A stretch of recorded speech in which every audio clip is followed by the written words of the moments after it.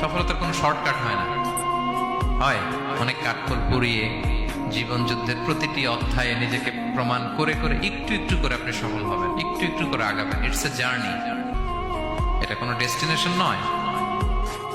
এবং সফল হওয়ার পথ পরিক্রমায় কোনো লিফট নেই, সিঁড়ি বেয়ে উপরে উঠতে হয়। কি বেয়ে? কিন্তু আমরা সফল হতে চাই কিভাবে? ডাইরেক্ট 100 তলায় আমি সফল, উপরে সবার উপরে আমি, এইভাবে চাই সফলতাটা। সবার উপরে উঠে যাব, গোল্ড মেডেল গলায় পরাই দিবে, আমরা সাকসেসফুল না।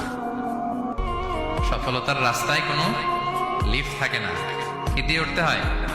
সিঁড়ি বেয়ে ঘাম জড়িয়ে উঠতে হয়। দেখেন, শুধু আলোর মুখ দেখার জন্য মায়ের পেটে আমাদের কত সময় লাগছে বলেন তো? জাস্ট একটু লাইট, হ্যাঁ, 9 মাস 10 মাস সময় লাগছে শুধু একটু আলো দেখবো আমরা। একটু আলোর মুখ দেখার জন্য আমার লাগছে 9 মাস। আর এখানে আমরা শর্টকাট খুঁজি, খালি কি খুঁজি? সফলতার কোনো শর্টকাট নেই। অল্প এফোর্টে যারা সফল হতে চায় এরা কোনোদিন সফল হয় না। ইউসুফ আলাইহিস সালামের জীবনীটা একটু খেয়াল করেন, একটু একটু করে তিনি সামনের দিকে গিয়েছেন এবং সবশেষে ইজিপ্টের ফিনান্স মিনিস্টার হয়েছে।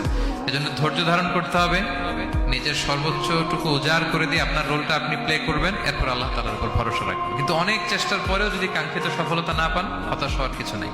কারণ বিশ্বাসীর সফলতা শুধু দুনিয়াতে না, বিশ্বাসীদের সফলতা আখিরাত পর্যন্ত বিস্তৃত।